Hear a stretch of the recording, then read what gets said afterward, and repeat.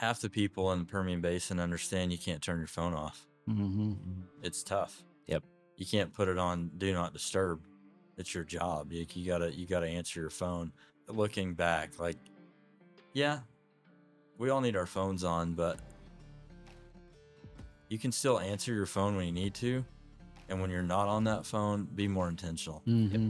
And try to really embrace the stage of life your marriage is in or your kids are in. You know, it's something you can't get back. Hey, welcome to the Lease Road Commute podcast. Today we got a really good episode. We have Marty Miesner with us, who is an accomplished businessman and a very humble man at that. We know a lot of men here in not just the Permian Basin, but in life in general, feel like they're doing life alone and they're working a ton of hours and they want to be involved in their family, but they struggle to do so or to do it in a healthy way. And we're going to talk a little bit about Marty, hear a little bit about his story. And without further ado, Marty, it's good to have you. Yeah, thanks for having me. Yeah, well, if you don't mind, would you kind of just fill us in a little bit about your background, kind of what got you into Yep. oil and gas, a So, businessman? First, before we get going, I need to say too that Marty is also my buddy, but I work for Marty and have for the last year or so, and known him for I don't know 5 or 6 years now. And actually my first interaction for him was when I was selling to him, and he loves salesmen, by the way. Like his favorite is to have a salesman walk into his office. But he was a customer and I was a vendor, and we didn't nail it first time out of the park, we'll say. So the first interaction was out of conflict, and now I work for him. So we did something right. But super thankful you're here, man, and honored to have you. So yeah, if you would just tell us a little bit about your background and you know how you got here. You know, oil and gas has been my background since I started working. You know, my dad had started out as a pumper for Exxon. He did that for 13 years and then started figuring out there's ways that he could get better at working on wells and fixing wells and taking care of his family. And he went out and he bought a handful of wells while I was in junior high. And I think it was my freshman year when I really started working on those wells.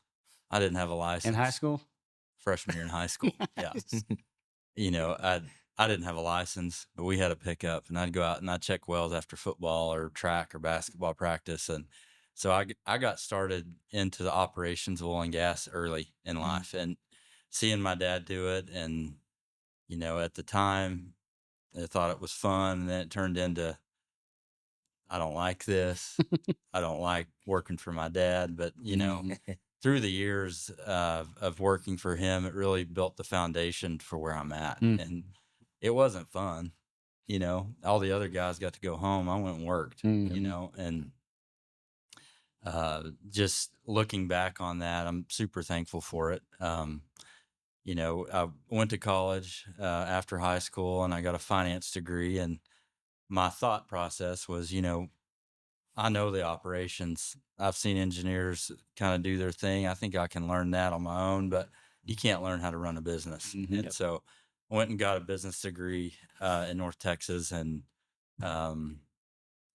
graduated and went back and worked for my dad. And like, you know, now I love him to death. And there was a challenging time for us, you know. We've all heard the stories of fathers and sons working together, and it's tough. Yeah. Right? You're like-minded, you know. It's like you think the same way I do, but you think you're better than me, you know. And so I quit working for the family business back in 2012, and you know, I was ready for a restart. I knew some guys down here. I made a phone call. I got a job, and I came down here to be a pumper. And before I left, I was drilling wells, completing wells. I was doing all aspects. I was a landman. Like I had all the credentials to do a lot of different things, but I just had my first son, and we left when he was 10 months old. Goodness. So you think through that, like, no, I want to be a good dad. I want to be a good husband. And when I was with my dad, I traveled a lot. I worked a lot. It was tough, And you're up around Amarillo at this time? I lived in Amarillo, but I traveled to North Texas, to the Gulf Coast, to South Texas, to the Permian Basin. It's like I ran all of our operations. And Gotcha. so it was tough. And when I made the decision to quit, it was a emotional decision. It was probably pretty disrespectful to my dad, and I've apologized. We've made it up. Yeah. You know, when you get kind of fed up and tired of things and emotions take over, you can do things out of that disrespect and things. But we're good now. But back to this moving down here, I was like, I'm ready to start over. And you know, going from a VP of a decently sized family business down to a lease operator, I didn't care. I moved down here and I met with the superintendent and went through what I knew. And he's like, you're not going to be a pumper. Like, you be a foreman. Like, all right, I don't care. Yeah. Like, whatever you want to do. I'll just move me down here, start my family, do my thing. And day one, I was an assistant foreman. And, you know, when you work for a mom and pop shop, every dollar counts. Yep. You learn how to you can run a business. And when you go to a mid-cap type oil and gas company, like a lot of guys don't have that, the blessing of learning the business side of it. And so as an assistant foreman, you go in and you take your business knowledge from your dad, and VPs and asset directors and COOs are like, who's this dude? And, you know, and so from the time I started to the time I was superintendent was about 3 months. Yeah, it happened quick. That's fast. It was really quick. And I'll think back to it, and it's like you put God at the center of everything I do. And you know, I prayed really hard about that deal, and I'll never forget, like, go. All right, here we go.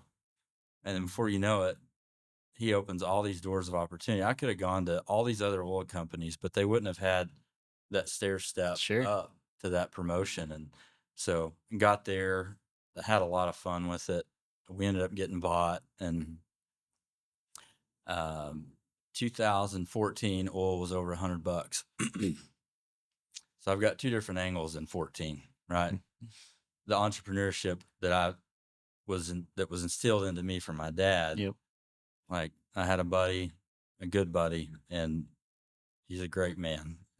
We looked at starting our own little oil and gas company, go raise some money from people we knew, and go out, and we focused on North Texas. And it was a fun deal. You know, I knew North Texas really well from working with my dad, and we went out and raised some money and bought some wells and stubbed our toe because late 14, 15 sucked. Yep.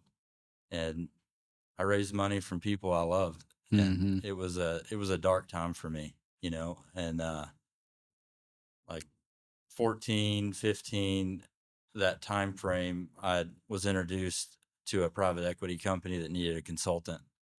And so I was kind of doing two at a time on that deal. And the thing I really wanted to work didn't work out, and it failed pretty bad. And the thing I was hoping would go away was what I was stuck to. Funny how that works, isn't it? Yeah. So looking back on that, it was a gigantic learning opportunity for me. And then patience, you know, that's whenever everything started clicking for that. And 2015, the group I was working for asked me to come on board, and it was the best decision I ever made. And in that moment, you have those challenging thoughts where it's like, yeah, now you're going to dedicate to this deal. And so it ended up working out really well. And you're in your 30, 29, 30, 31? 30s, early 30s. Yeah. Yeah. One little backlog to that deal was in 14, I had my second son. So when I made that step to leave and go into entrepreneurship, I had a 5 months old, 4 month old little boy, but I was just driven. Yeah. You know, you just have that drive to know. I saw my dad do it, and he was super successful, and he like let's go do it, you know, and having that drive is so good. You know, it got me away from, not that it's bad, but like corporate America, where I was pretty much in a silo, you know, where after that I got the freedom to run. And so 14, 15, and then we go to 16, we ended up selling one of the biggest private equity sales at that point in time. It was huge. Awesome. Big deal with some really great people that we ended up, after we sold, we started another one, and it lasted about a year and a couple of months, and then we sold that. The private equity dream right there. Yeah, it's this quick in and outs, you know. And then after that, it was a little bit of a lull for me, that I can go back to the patience thing. For me to not do anything, it's tough.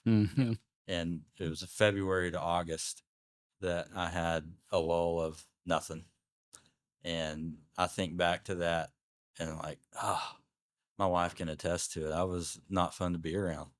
It would have been better if it was like from October to March, because then you could have been hunting at least. Hunting season, I had other things to do. Yeah.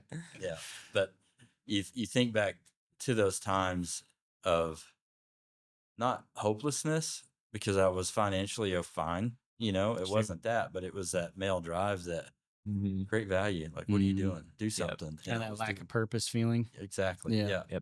And it was tough. Yeah. How was your marriage during that really tough time?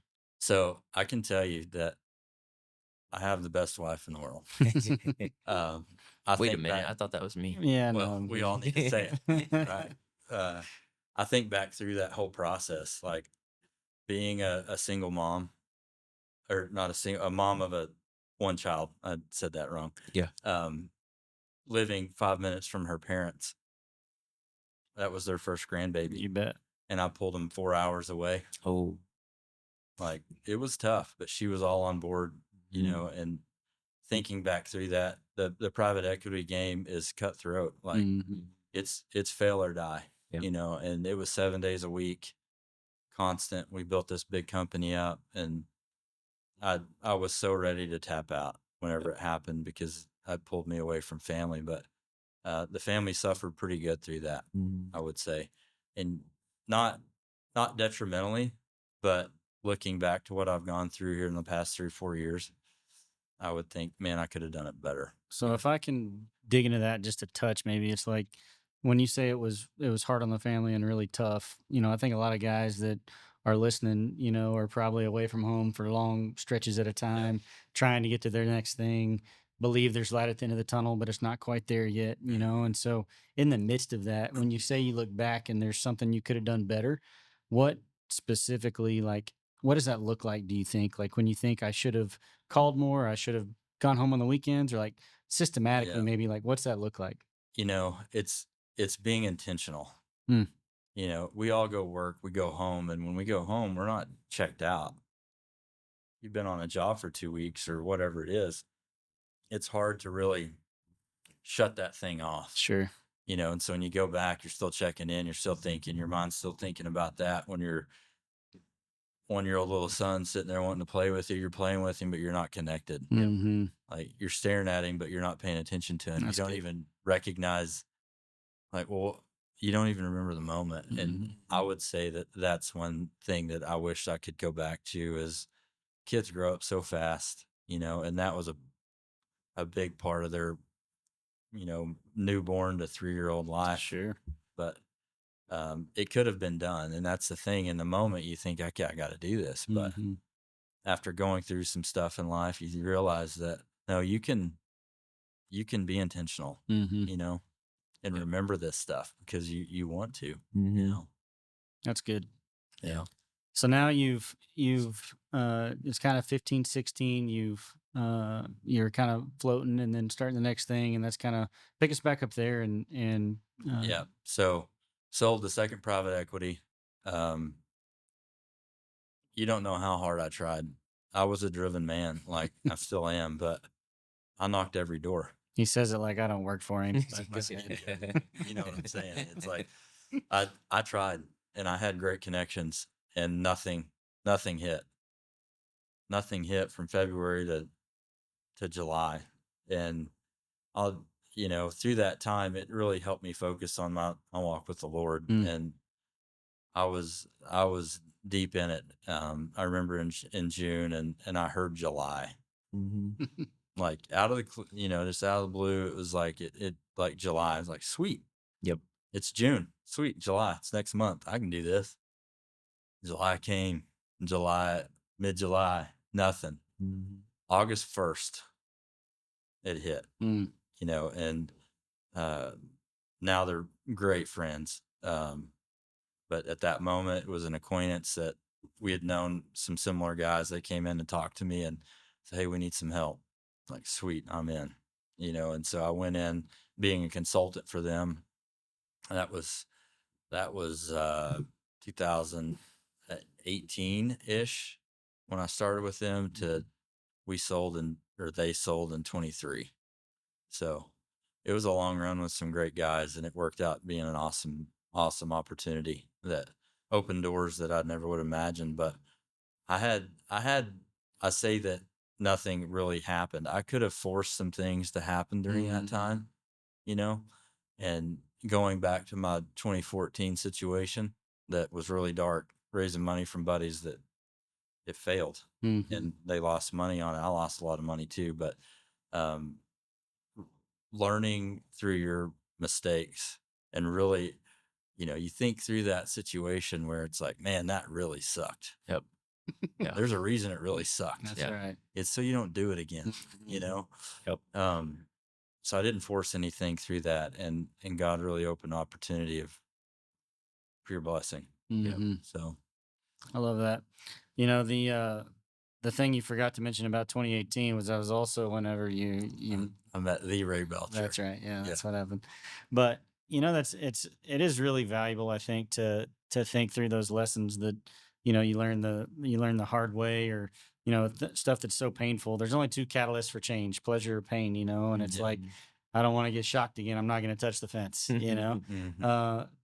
What specifically can you talk through, like, as you're kind of coming up, whether it's working for your dad as a young man, being a young entrepreneur, starting over again, buddying up with, people on the private equity side? Like, was there a wake up call that you can look to and remember, like, this was significant enough that I can think of a couple.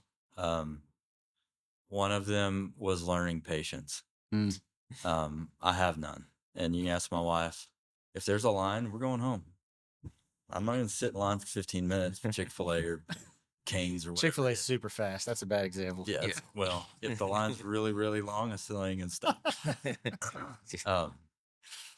Patience, learning that whenever we were on the first private equity deal they hired me on, I was done. I was tapped out. Like, it was 7 days a week for over a year.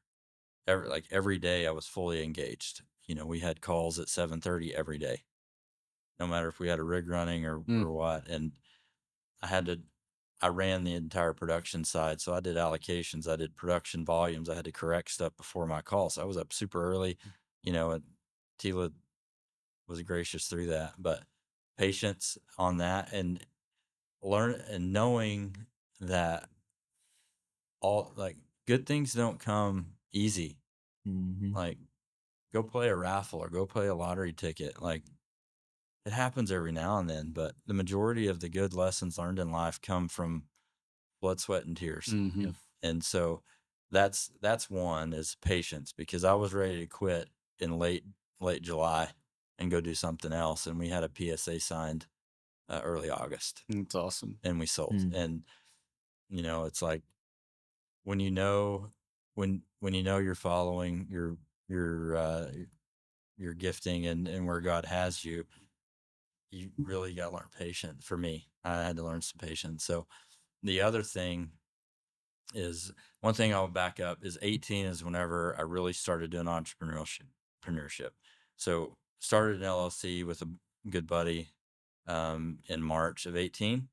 That was the thing I'm doing. And I tried to sell that thing and nothing would really hit. And it was just kind of a grueling thing. But 18 is when we started GHS, which is where, I guess Ray runs it now. So, but that was 18. So we started the entrepreneurial little like venture thing there. And back to the question of a big like turning point for me was I had a serious wreck in 2021, and I I should be dead. There's no question about it. You see the pictures of the vehicle. You saw them earlier. It's like there's a reason you didn't die. And looking back on that, I'm just so thankful to be alive. But through it all, it sucked. I was in the hospital for 45 days. Golly. I had major infection, like major fever, constant 5 days, sweating really bad. And God sent an angel doctor at late one afternoon. Like after the fact, I realized, and he had told me, he said, another day you'd been dead. But he showed up, and it was a godsend to me, and sent me in for a CAT scan. He found the leak in my colon from the seatbelt because the impact was so fierce. And he did a surgery on me and saved my life. And wow. And he had turned the corner for the good, and everything's good. And we're like, this is crazy. Yeah. And then it very quickly started to deteriorate, and there was no answer. And then this guy comes in, or this doctor comes in. Wow. Yeah. I mean, initially I looked fine. I had some broken ribs and a messed up shoulder and some things, but I didn't pass all the tests to get to go home. And 5 days later, my wife told me I looked 6 months pregnant. And it was because everything was just building up in my stomach cavity. And anyways, he did the surgery, and you go through it, and there were multiple scenarios through that really is a miracle. And you can imagine almost dying. I mean, think through it. Like I was there. I remember sitting in the hospital with a white blood cell count over 30. And you're supposed to be 9.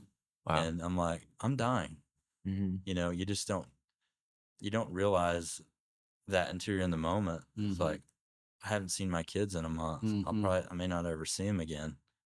Haven't seen anybody really, you know, and I think about that a lot, you know, and it's a good check. So that for me, the most major turning point in my life was having that wreck. It's like, because I was driven, you know, I knew I needed to be more intentional at home, but you know how I'll try, I'll do it, I'll try. I'll get to that eventually. Yeah. And it's like work to me was number one.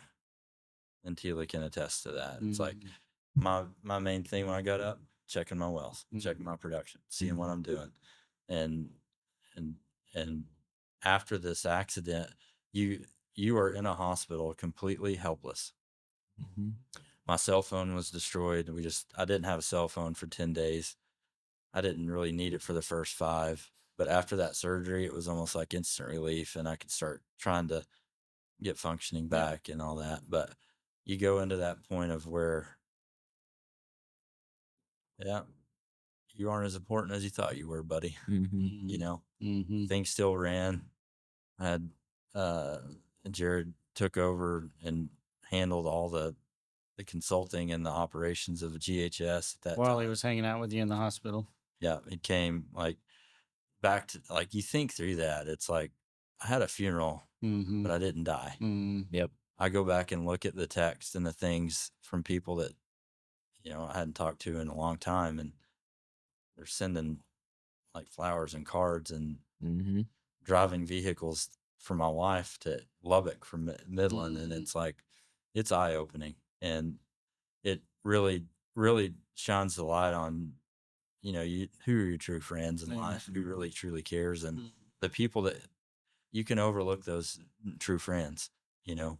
Like some guys that showed up and did things for me, I'd like, holy crap, you did that. Speak into that just a touch, if you don't mind, like just getting to interact with you on a daily basis. You know, I see it once a week at least, you know, sometimes more, but like, that guy came to see me when I was in the hospital, or, you know, he did this for me, you know, did a favor and took care of my family, or did something, you know, like you don't forget that. And so I think oftentimes there's times that, as guys especially, and just people in general, but there's opportunities to really meaningfully show up for people. Yeah. And we don't always do that because I mean, I was one of them. Like I didn't come see in the hospital because honestly, I, didn't want to be a burden or didn't want In to be a, reality, you couldn't. COVID was still sure. like a thing. Yeah. Yeah. And so it's like, but there's still that, I think it's that lie that we can believe that like it's not that big a deal. It's not that meaningful. Yeah. And we've had situations of our own employees that have had, issues just this year being in the hospital for something. And it's like, man, we got to go love on those folks. Yeah. And I'll be honest, you're the reason why I've changed that thought in my head because it's like, that means something to them. It does. Yeah. And not just being in the hospital, but anytime there's a chance to really show up for somebody, it's like meaningful. Everybody, all three of us can think through times when we felt alone, hopeless, and just like sad. Yep. And you get one good text from a buddy and it can pick you up, And I'll never forget Justin Swank. He's not now, but at that point in time, he was kind of a competitor. And he sent me a cactus, and I don't remember what it said, but it was really funny. And probably need to repeat it. Here's a prick for a prick. Yeah, something like that. Yeah, and that dude, that did a lot for me in that moment, Yep. And it's like the little things. If we all think back to whenever we were in those moments and what we really wanted, if we do that for people in those situations, they'll 9 times out of 10 they'll never forget it. Yeah. I think a lot of times kindness can be misconstrued as weakness almost, and it's like, man, if there's an opportunity to just show up and be kind for somebody, like do it, If you think it, say it. Like I've fought jujitsu and I've beat some really good guys in college. Like I was a stud. And I think back to that and it's like we all kind of judge ourselves. We walk in a room, I can whip him. Oh yeah, size up. I can whip him. Like I'm gonna tell you, I got my butt kicked by a 5'4" Japanese dude. And you don't ever know. So like this masculinity thing that we all kind of chase, and like I'm like, no, it's okay to be somewhat soft whenever you need to be, and be the support somebody really needs. Sure. Yeah. And I feel like it's not even like you have to go and, share your heart or anything. It's just like, hey man, you're gonna go grab a drink. That's it. Just shoot the bull. Cause like sometimes you just need somebody to come hang out and be present at the time. Like you don't have to, doesn't have to be sappy or anything like that. Cause I feel like, like for example, I was talking to my wife about this and it was like, we're kind of talking about the difference between our friends groups and like they love to huddle up and like talk about what they've been dealing with and all this stuff, which is great. And by all means, like I have my men's group and we talk through stuff similar to that. But man, I'm like, if I really want to get to know this guy, I'm gonna go play golf with him because then I get to see the real side of him after about 3 holes if it's not going well. So that's what I feel like has been like some of the best bonding is like just spending time doing something together. Yeah, you're also an excellent golfer, so it is fun to win money. Yeah, that's good. I think kind of talking back to you said you had that year and a half of doing that private equity when you were so busy. Kind of looking back at that, what would you probably go back and tell yourself like, hey, here's our non-negotiables if I were to redo that again? Yeah. Half the people in the Permian Basin understand you can't turn your phone off. It's tough. Yep. You can't put it on do not disturb. It's your job. You gotta answer your phone. And I think in those looking back, like, yeah, we all need our phones on, but like you can still answer your phone when you need to. And when you're not on that phone, be more intentional. And try to really embrace the stage of life your marriage is in or your kids are in, it's something you can't get back. And for me, that's one regret I have is like I wish that I would have done that. My kids are 11 and 13 now, and I still see the little kid in both of them, and it's like it's I remember it, but it's not clear. You know what I'm saying? Yep. I can relate to that. Yeah. Mm-hmm. And like I want it back so bad, Mm-hmm. can't get it back. Yep. I mean, I know the answer to this because I've been in your office for 0.5 seconds and it's blatantly obvious. But what do you do for fun?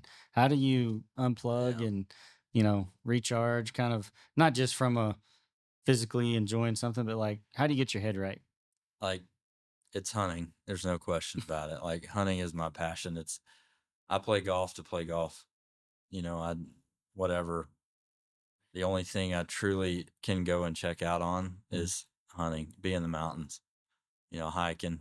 It's miserable when you're hiking, but embrace the suck and really get to that point where it's like you sitting on a mountaintop ridge and you're looking out there. Like I have multiple memories of multiple hunts that I can stop and think and remember the peace.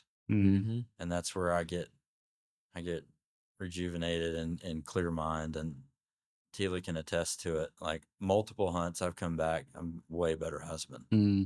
Yep. It's like you go out and zero out, Sure. disconnect. And Yeah. I didn't always have that ability.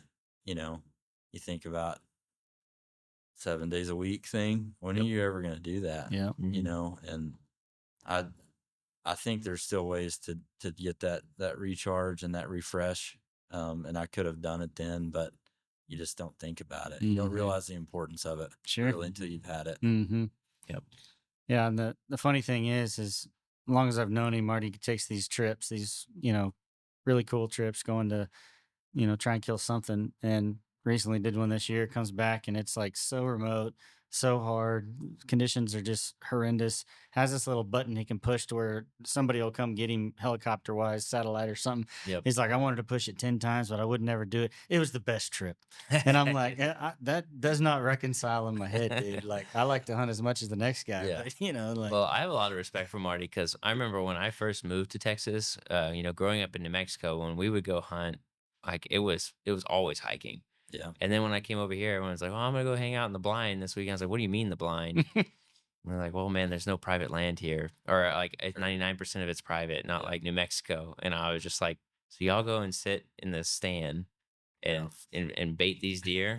And I was also making fun of them because I was like, "You got these tiny deer over here too." 'Cause New Mexico is pretty much all mule deer. Yeah. And I'd love to give them a hard time because there's a lot of Texas pride, but you think back to the recharge thing, and it's like there's a daily aspect to that we can all do. And like your walk with the Lord has to be number one. Like the peace that you can get from that is like, because we all go through turmoil. We even have problems whenever he's number one in our life, but the reason is to strengthen us. But next to that, it's working out. And Jared, partner at GHS, it's like we started hanging out, doing some stuff together, and before I knew it, like it's a lifestyle. And there's times of the year that you don't really get to work out much, which is holidays and things like that, like you travel and whatever. And I can remember like the feeling of blah, Yep. But going out and conditioning your body and in your mind, it's so important. I don't want to go run. Yeah. I don't want to go lift weights. But get 15 minutes into your workout, and then you're like, oh, this is fun. No, this is good. And so a clear mind through working out is so big for me. Yep. Yeah, Jared's like way out there from the craziness standpoint. He's training for a ultra marathon. Oh my goodness. So yeah. It's like, what's that look like? He's like, about 8.5 hours of running. Well, I remember when I had the paradigm shift and I realized that working out wasn't for my body, but for my mental health more than anything. Like it just helped me think more clear, kind of like what you're saying. Like it just, it like kind of got rid of the cobwebs. So once I made that switch and just started doing it, I think back and it's like you're working 18-hour days or whatever. The oil field just never stops. It's like, when do you get that time? Yep. And it's no different than being intentional with your kids. Just figuring out a time to go out and damage your body up to the point where it like submits to you. Yeah. I like that. That is good. When you think of from a system standpoint, or you look back at like you've learned incrementally. There's been things that you've improved on as you've done each thing, I'm sure. So, like, is there any one habit or handful of habits that you would say has been kind of something maybe you've gone away from it and then you always find yourself coming back? Something that's kind of like a key driver for you winning or losing every day. Yeah, it's like daily submission to the fact that I can't do it on my own. Mm. I've tried, and it's fun till it ain't. Yeah. And just like that 2014 deal that I did, it was a lot of fun till it wasn't. Mm-hmm. And then the bust happened, and like, what the heck are you gonna do? And, Yeah.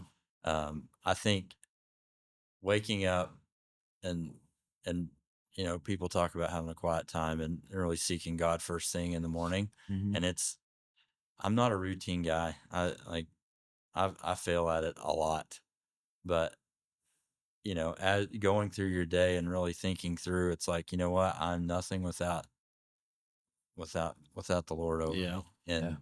I think that's it. Like, you think through the times, we all have them, the thoughts of, like, I say it's the enemy creeping into your mind, Mm-hmm. telling you these things that might be true, or the assumptions and things. And it's like waking up and saying, I'm not gonna let those thoughts control me. Yep. It's a big deal for me, and my Mhm. mind runs all the time. And it's like, well, what about this? What about this? Well, what if this? What if this? And it's like, before you know it, it's like, he's cheating on my wife, cheating on me with it. It's like, what the heck? Where'd you come up with that? Yeah, that's right. And so having that daily zero Mm, of, that's good. I gotta have that. I think for me personally, I had heard a lot in the past when I was first, especially whenever I was trying to start my first business. A lot of people were telling me, you gotta let God, you gotta give it to God. Kind of, how would you describe that, or how would you describe that to somebody, kind of in a practical sense? Like, Mm. how are you like putting that into Like, practice? it's, for me, it's easy having kids, right? Yep. We don't want to spoil our kids, Mm-hmm. and God's a better father than I am to my kids, right? So give it to God. What does that mean? It's like, you better go out and bust your butt, Mm. Mm-hmm. right? If I see Mhm. my son out there slacking, I'm not going to give him whatever it is he's after. Mhm. It's like, it takes discipline. It sucks. Like, Yep. it's not always easy. And I can think back through a lot of the endeavors I've been down, and like, just like that big win at private equity, I was ready to quit. Mhm. And God didn't just waha in that sucky moment. No, Yep. you embrace it. You have patience, create discipline, and Mhm. push it. Yep. Yeah, bust it. Figure out Mhm. the opportunities, and God will give you the direction, but Yep. you have to really take the ball and run. Yeah. And everybody hates running, so do that. Yeah. What would you say to the guy or gal that's listening that, you know, believes there's a God, knows that there's something else out there, but saying give it to God, or, coming back to that center every day, like that's just where they're at in their walk. It's not real for them. So Yeah, there has to be a mental makeup. Like you kind of have to do the exercise before the will has to be there before your kind of spirit is. yeah. What would you say to that? I've heard you challenge your own employees with try this for 60 days and see if God doesn't do something in your life, and so it's like, not that we're in the business of putting God to the test, although financially he says it's okay, but whenever you're really struggling with that, like you are one of the most mentally tough individuals that I've got in my circle, and I've got some studs in my circle. We do, and you have a it's not unique, but it is special Yeah. talent to keep going. Like, did that develop? Did you feel like that Yeah. was something that came just is in you? Like, how do you translate that to the guy that is looking for that? So, like, I grew up in church, right? I went to church 3 days a week, and it wasn't fun. I didn't enjoy it. And it wasn't until I went to college, and my dad was successful, Mm-hmm. and he didn't spoil me. Mm-hmm. I was paying for my own car insurance when I was 16. Mm-hmm. You go get a job. Yeah. He could have wrote a check for it. Like, he raised me, forced me to go to church somewhat. I still did it, and I knew Jesus, and I like did the salvation's prayer when I was 6 or 7, but it wasn't until college when I was on my own. You know, I worked at a machine shop 6, 7 days a week and went to school, and it wasn't fun. I hated it. And really the true reason I stayed in college was because my granddad, he passed away last year, but he's like, Marty, you go get it. You don't quit. And so I didn't quit. But I think back through like my walk, right? And when I was in college, it was all up to me. I had to pay my own bills. I had to figure it all out. And it wasn't easy, but I truly feel like the foundation my parents set was great.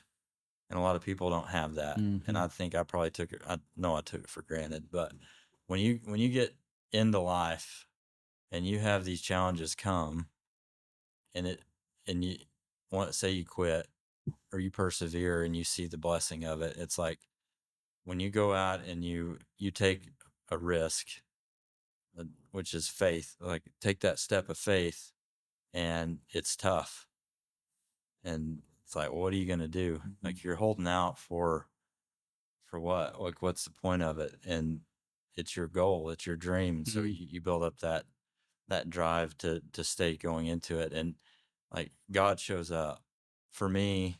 I've seen it so many times, and I see challenges come, and the faith that's been built through all the tough things in my life, it's like, it's gonna be okay. Well, how do you know? Oh, you should have seen this, you should have seen that. And you just build up a testimony of this breakthrough that he's given me. So Man, that is so good. I think it's really important to, and I just did this because I needed it, but it's like to go back and remember the wins that you've had. You Yeah. know, go back and look and then really like put yourself, in July right before August comes. Put yourself back there mentally and remember what that was like, and then remember what it's like to come out on the other side of it. And it's kind of that thought process or that idea that it's just around the curve, which can be an illusion, but it's also kind of what you need to keep. You got to be about halfway crazy to tackle something. I mean, just risky or that requires that big faith component. You're one of them again, like from a risk standpoint. Like risk doesn't scare you. I've been in countless meetings at this point where you're like, well, you think it's possible, and Yeah. and then we go give it a shot, and what is that? Why are you that way? Because Yeah. I can say that it's, it's a challenging thing to wrap your head around at times, Yeah, I think I saw my dad do it a lot, like at the farm. Yeah. Like, and part of the reason it's like, if it fails, it's not because of me trying, you know? Yep. Like you have that work ethic, and so many people in the Permian do come out and like, they'll work 30 days straight. It's like, golly, you know? But it's one of those things that you think back to where you've taken a risk and it didn't work, but if it would have, which is a gambler's addiction. That's where God's so important, and really having a prayer life of knowing that you legitimately pray over this stuff, because God will open and close doors. And I believe that. That's why it's like this morning I sent an email. I was like, I prayed before I sent it. Shut it or open it. If it's open, I'm going through it and take the next step, and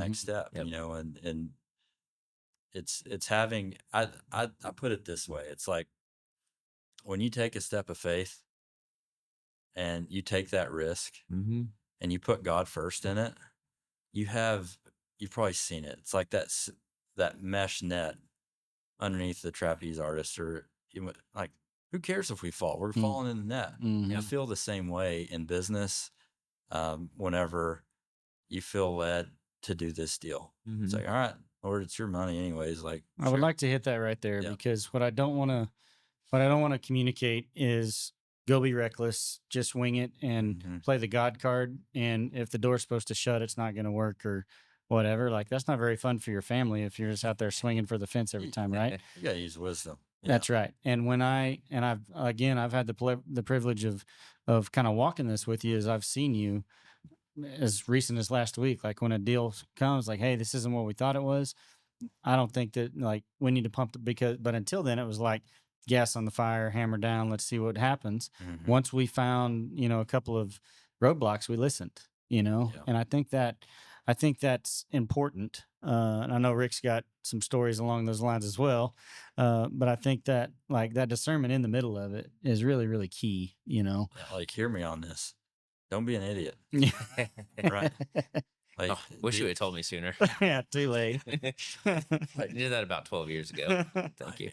You know, that safety net of grace is what it is what I'm talking about. And Mhm. it's not there if you do things recklessly and you do them Sure. selfishly. Mhm. Like, when we make business decisions, it's to better our family, better our community, better our like our church, and Mhm. our just everybody involved. And so Mhm. when you get selfish on some of those decisions, Mhm. that I'm afraid that net ain't there, buddy. Yeah. It can hurt. Yeah. So Yeah. I've talked to a lot of entrepreneurs, and, something, especially because we're just right now, we happen to be doing a group of entrepreneurs at church. And something that we've been talking about a lot here lately is actually the parable of the talents, Mhm. which is like one of my favorite verses. It's Same. if you're not familiar, it's in Matthew 25. But one key area that we talked about that we feel like gets kind of overlooked every single time is, if you're not familiar with it, the master has some servants that he's essentially entrusted some wealth to go and invest.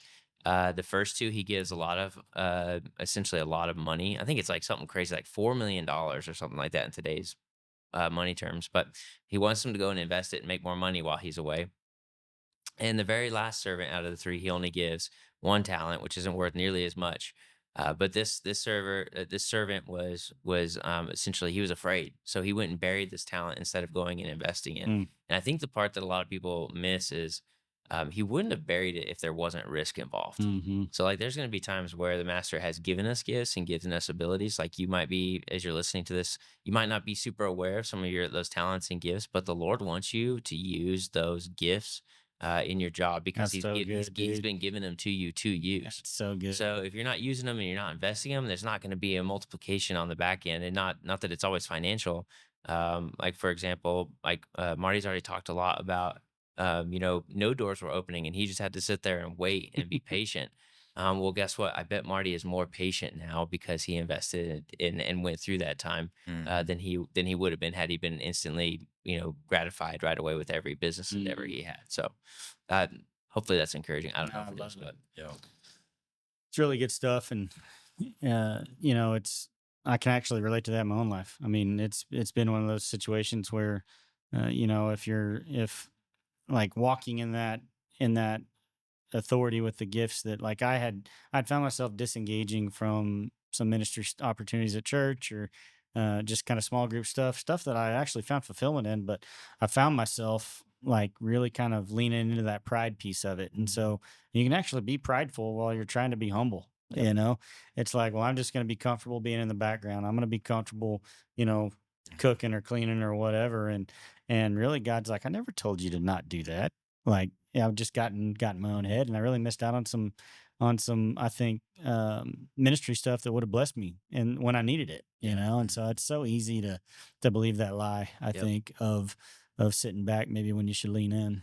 Yeah, well, I think you did a good job leaning in, because I'm gonna give Ray some props here. This podcast wouldn't exist if Ray didn't say yes to come and help at the church. Because the whole reason we started this thing was, Ray, our church had got hit by a tornado, had some water damage. So Ray and I Mhm. showed up. We were squeegeeing this floor, and Ray's like, "Hey, I got an idea, Rick. Any chance you could help me figure this thing out?" And then boom, here we are. Yep, that's literally how it happened. So fun Cool. deal. You mentioned earlier you had the third best wife after Rick and I.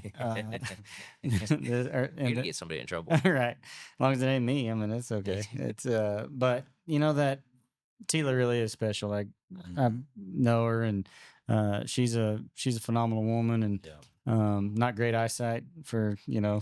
sticking you, but she how do you get like do you have this like situation where you sit down and cast vision and say this is what we're shooting for, this is what we're going for, so she's aligned?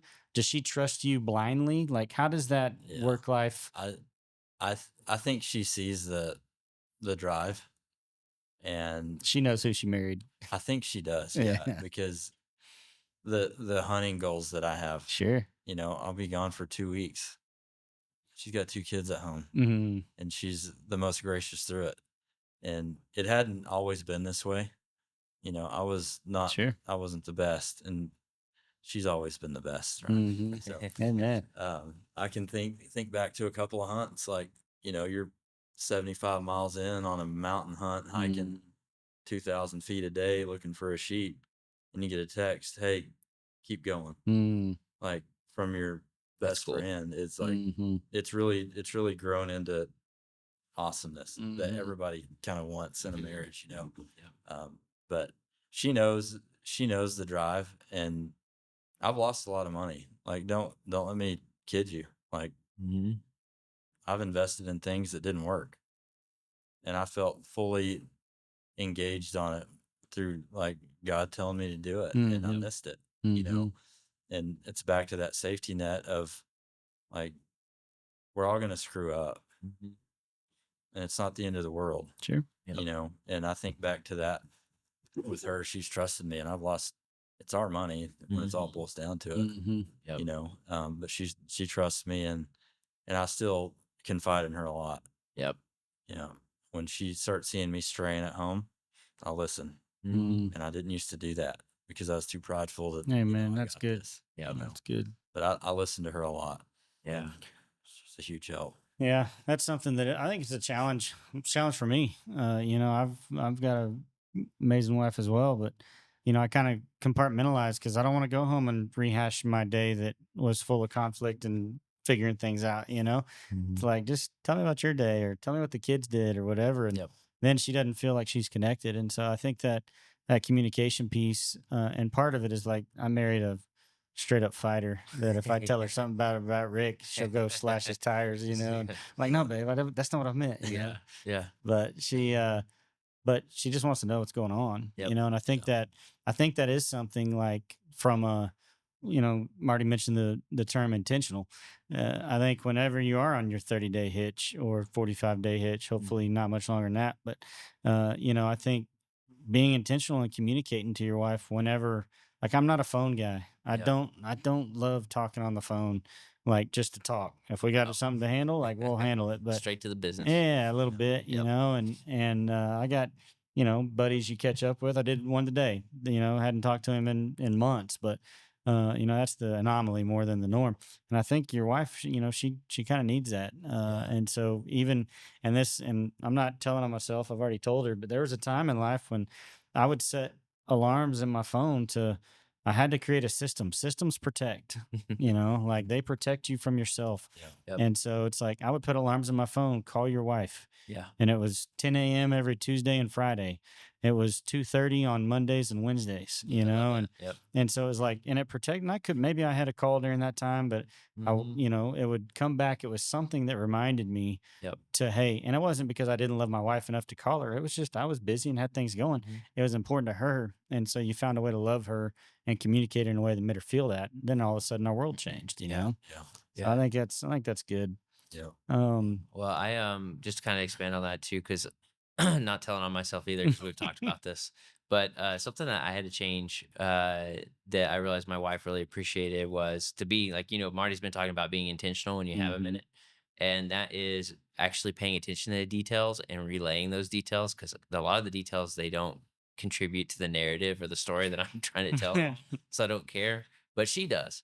And so it's like, because originally it'd be like, oh, hey, did you hear so and so is pregnant? And she'd be like, oh man, how many weeks is she? Do they know what sex it is? Do they have any names picked out? And I was like, I don't know. I just know she's pregnant. Yeah, pretty sure this guy's the dad. Yeah. So that's I don't know. Taking a chance to be intentional, I think, is important. I love that. Yeah, that's good. Um, there's a lot of guys, I think, that look up and maybe maybe they took a risk and it hadn't panned out like they wanted, or, they're still middle management when they saw themselves running something, or in my own life, I went back to work in the oil field after I got out once and thought I was never going to work for anybody ever again. And my, family business didn't work. And and found myself starting over essentially. And so, like for those guys, how do you? What would you encourage that guy with to keep going as he's getting something off the ground, or he finds himself in that season where he's got to be patient and he doesn't want to be? Like, how do you get over that? It's hard. It's hard.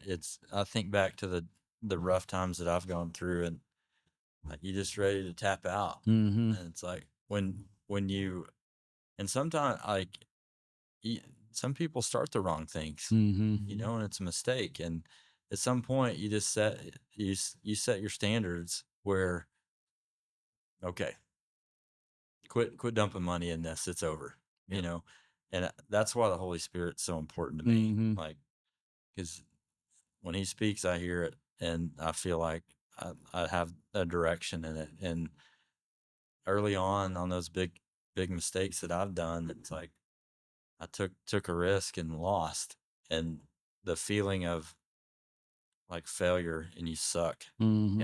it's like It's heavy. it's heavy, and like it can end people. Mhm. They can take that and never recover from it. Mhm.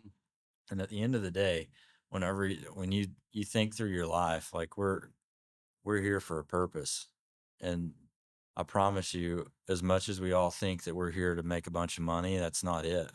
Yep. There's more to it. That's right. Yeah. And for me, the biggest thing I had big goals before I was 30, and I didn't hit them. Mm-hmm. I have big goals before I'm 50. Probably not going to hit them, but it didn't quit me. It didn't make me quit from chasing them. Sure. Right. It's knowing that, the important things in life, that brings up a lot of things. Like I can sit eating dinner with my family and I have an epiphany back to that. Mm. Like, bro, you almost missed this. Yeah. And what's sad is I was fully alive and healthy and I still missed it whenever they were younger. Mm. Yep. And it's like, let's think back to what this life's about, and don't let one defeat kick you down. Like you look at some of the most wealthy men in this world, Yep. or US, and they've been bankrupt multiple times. And Yep. failure, whenever you're driven for that lifestyle, isn't an option. Mhm. You just persevere through it, and it's not easy, but Yep. When you think about that weight of failing, all three of us have instances where that's been the case. What's that? There's a certain amount of shame. There's a certain amount of inadequacy. Like there's a certain like, how do you flip that switch? And like for the guy that's kind of finds himself there and maybe even wallowing a little bit, like how do you get out of that kind of feeling to well, take the next you, step? you give it to God. Mm. Like I can remember times of like darkness, like this sucks. I didn't sleep for a freaking week on that 2014 deal, and I remember back to all the people that trusted me to do this, and we did it, and it just didn't work. Mm-hmm. And the hopelessness of it, like the Prince of Peace is the answer, man. Yep. It's like you can say a prayer in your darkest times, and you can have pure peace. Mm-hmm. And I've experienced that a lot. Same. Yep. Having accessibility to a God that never leaves you. Mm-hmm. He's with you all the time. You can just say a prayer, and a lot of people have experienced that. I know. I Yeah. have. Yeah. And like he's your rear guard, and in those moments of like hopelessness and doubt, it's like he still got you. Mm-hmm. And it may not be fun, Mm-hmm. but we're built for this. You can do it. Yep. Yeah. No. Kind of after I've been through it, when I was going through it, like it was absolutely awful, right? I lost like one because, just quick recap on kind of my story. I had went to go start a business up in Colorado, um, and it a bunch of stuff that was completely out of my control happened. Yeah. Entered into business with people I probably shouldn't have been in business with. Was over $1 million in debt at 25 years old. No way to pay it. I just remember coming home from this day job I had, just feeling like the biggest weight in the world was on my shoulders. Lost like 15 pounds, was just sick, wasn't sleeping. It was awful. But like, and after I'd gone through that failure, it took me like a good could be like a good 2-3 years to even talk to anybody outside of just my wife about it because I just felt a ton of shame. Sure. Yeah. But what's wild is like looking back now, I almost view it like as if I was like a Boy Scout. Like that's one of my merit badges now. Like, I hey, this like guy that. went bankrupt. He knows what not to do. You know, Yeah. kind of going through all that stuff because like I mean those the thing is it's a wound, but it heals. There's a scar there, but that scar has a good story and it has a purpose now. Mhm. So that's kind of like, if you're listening to all three of us have had some big time mistakes. Mhm. But all three of us have also bounced back. Mhm.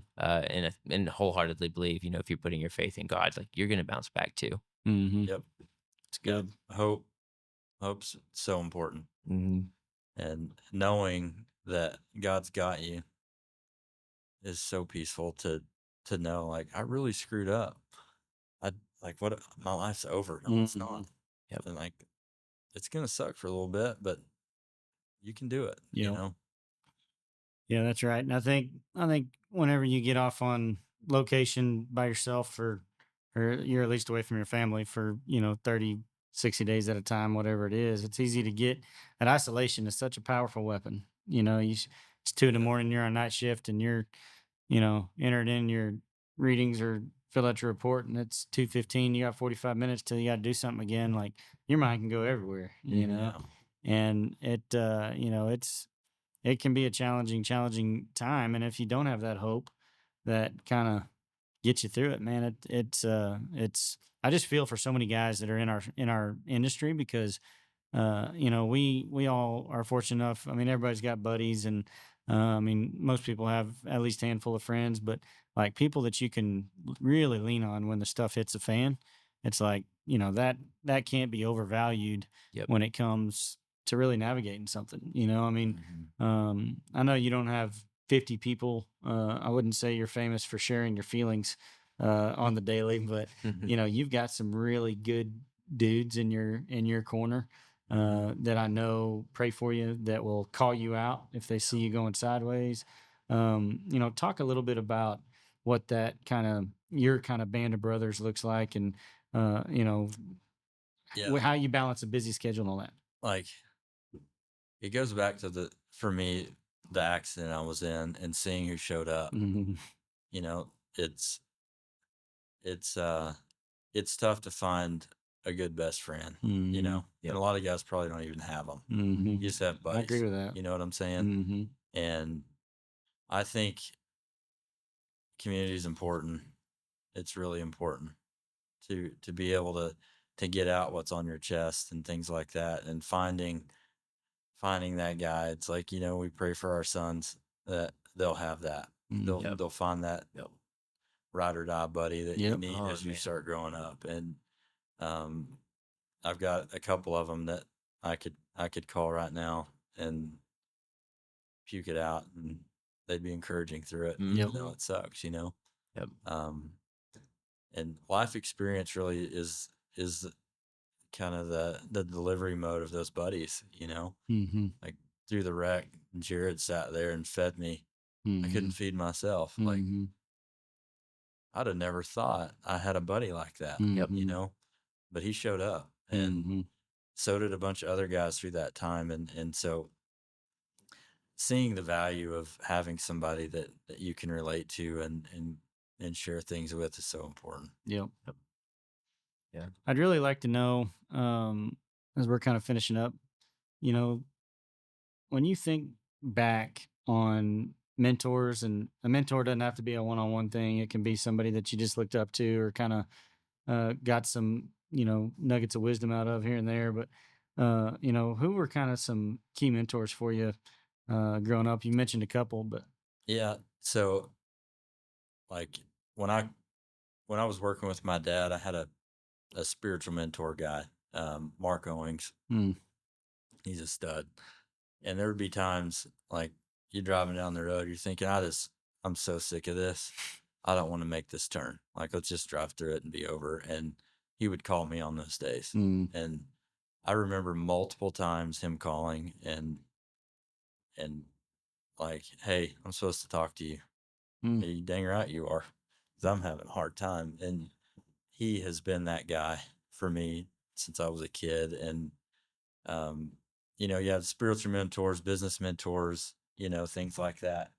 The business mentor side of it for me, it's like it comes in waves. It's like when I quit working for my dad, I came down here. There was a guy down here I really looked up to. He's the one that gave me my first job down here. And then I think of another guy through a transition, and I like you find guys that have been successful, and you watch them, you study them, and you see how they think, you see how they act while they speak, and you replicate it. Yep. Like, you know, if it's the best you've seen, Yeah. it's better than what you got, you know? And so for me, mentors have kind of evolved over time for me.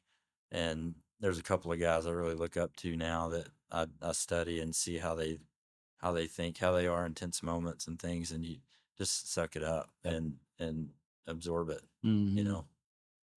Yep. It's Yeah. good. No, I think that's great. I think you know, a lot of you have heard this, but you know, you're an average of the 5 people you spend the most time with. So if you know you have aspirations of, you know, getting to this type of role, or, you know, starting a business or whatever. I mean, like if you want to start a business, go hang out with entrepreneurs. If you want to move up into whatever role at a company, be sure that you're around them. And just like Marty said, replicate what they're doing. Like, That's right. do that. It's good.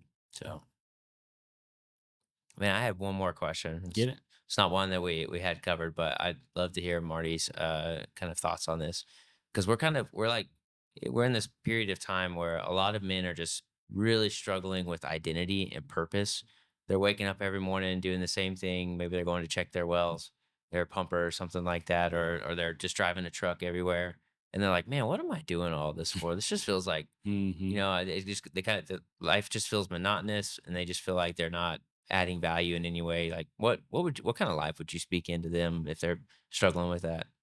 Like, we all have a purpose, and God put us on this earth for a reason. And, you know, I can remember, like, I sat on wells for 30 days, and every day just kind of like just went on. And it's like, and I think back to that time of my life, it's like I was doing it for the dollar. Like, you end up replicating like your time in a truck, or your time sitting on location, or your time sitting behind a desk, is it's dollars, right? Yep. But when you sit back and think that you're having interactions with people every day, and for me in my wreck, I go back to, it's like, what legacy did I leave if I were to die? Yep. You know, what did I point people to, or what impact did I have? Was I the jerk on location that chewed everybody out all the time? Yeah, I've been that guy. Yep. You know, like, I don't. Do you want to be? Oh, I'm glad he died on that wreck. No, it's like, Yeah. you know, you think through. It's like I can think through some pumpers that work with us, or that I've interacted with, and they impacted my life. Sure. Yep. You know, we've got one guy that works for us now that, like, there have been times I show up on location, like, upset, pissed, and he starts talking. Before you know it, it's like, okay, reality check. It's all gonna be okay. You know, you you think through the purpose that you've got in life, and everybody kind of has a niche of it, I think. But we're here for a greater purpose than the dollar bill, and it's hard to really get that out here because everybody's chasing it. You know, Yeah. Oh, that's good. I for me, it is, I need to make sure that I every morning I wake up, and I say, all right, this is your day. Direct me. You know, whether I'm going out to check a well, or to go work up a business deal, or, you know, just to talk to somebody on the phone, you know, because the one thing that we can all relate to is we've all had those days where, man, I'm really glad he smiled at me. I'm really glad this dude, like, spoke to me today. And it's like, if we all really understand that, the number of people we all interact with, somebody needs us today. That's good. Yep. You know, somebody needs you to be on your A game today. So wake up ready to go do it, because when you die, that sucker's going to be there waiting at the start of the gate to go into your funeral. And having an impact of everybody you come in contact with, like, if you really become cognizant of that, and we all fail at it because we're all just focused on our task. But Yep. like you can have a positive impact Yep. with everybody you interact with. That's really good. Marty, thanks for being on the podcast, the first episode. Yeah. Cool. Thanks for having me. Really thankful. Yeah. It's really good. Man, I think we're good. All right.